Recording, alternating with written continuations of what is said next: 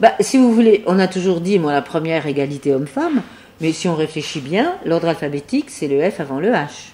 Donc on dit égalité femmes-hommes. On s'entraîne, hein, moi la première, et je le dis publiquement, entraînez-vous à dire égalité femmes-hommes. Sur la question femmes-hommes, on cherche toujours quelles seraient des armes qui ne seraient pas comme les autres armes. Ben non, c'est de la politique. Point. C'est une affaire politique. Donc c'est une affaire de volonté politique quand on est au pouvoir, et en termes de rapport, disons de stratégie quelconque, ça s'appelle de la politique, faire de la politique. Il n'y a pas d'autres armes.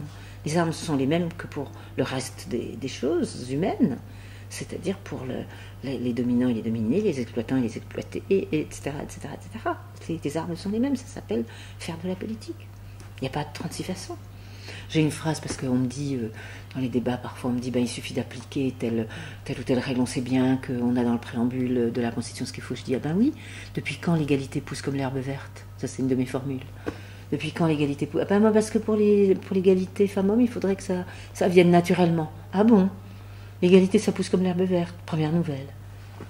Ça n'a jamais poussé comme l'herbe verte. L'égalité, ça s'obtient.